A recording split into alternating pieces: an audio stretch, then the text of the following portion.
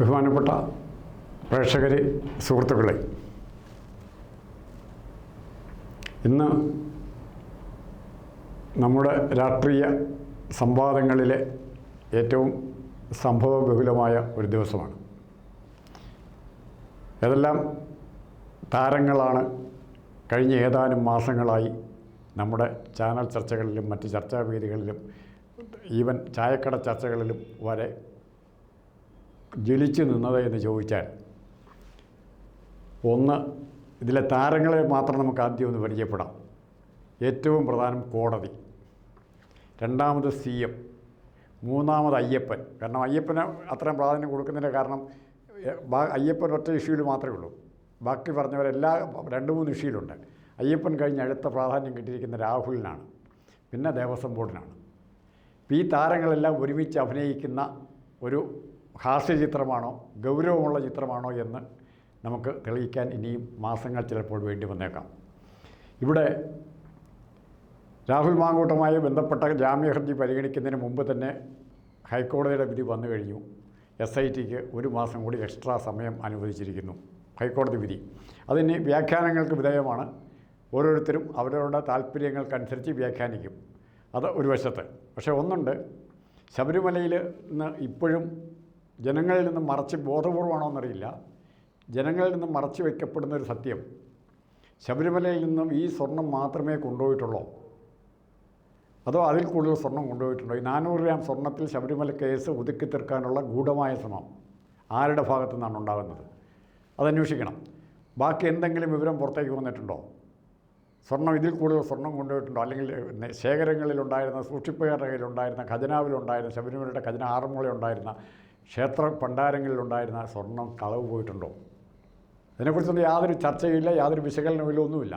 400 gram Unnikrishnan Potti സ്വർണം കൊണ്ടുപോയി, അല്ലെ പിന്നെ പത്മകുമാർ, കടകംപള്ളി, വാസവൻ, ഇങ്ങനെയുള്ള ആൾക്കാരുടെ കുറേ പേര് പറയുന്നതല്ലാതെ ഈ സ്വർണത്തിന്, ശബരിമലയിലെ സ്വർണത്തിന് ഉണ്ടായിരുന്നെങ്കിൽ അതിനെന്ത് സംഭവിച്ചു എന്നിവരാരും പറയുന്നില്ല.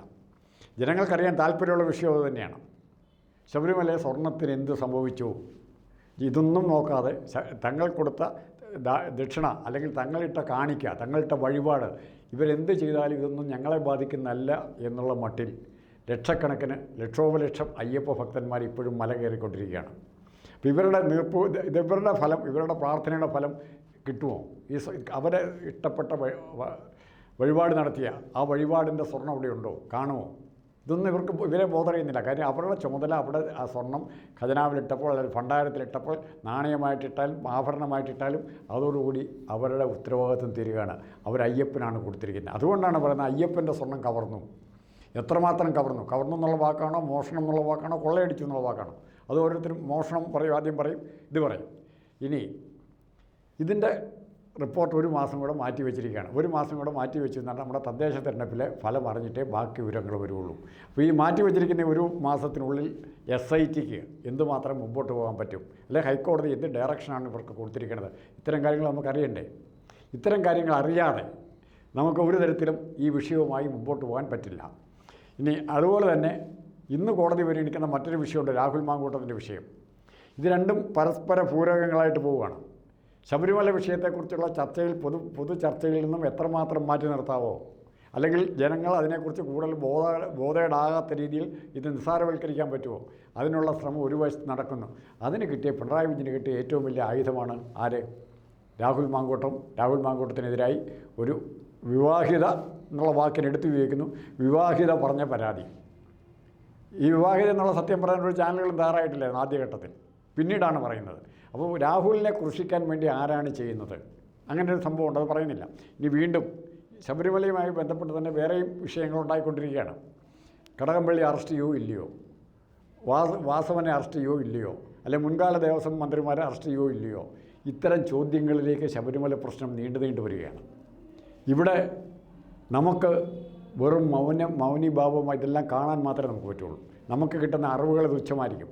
നമുക്ക് കിട്ടുന്ന അറിവുകൾ വികൃതമാക്കപ്പെട്ട അറിവുകളായിരിക്കും, അല്ലെങ്കിൽ ആരുടെയെങ്കിലും താല്പര്യങ്ങൾക്ക് വേണ്ടി വ്യാഖ്യാനിക്കപ്പെട്ട അറിവുകളായിരിക്കും.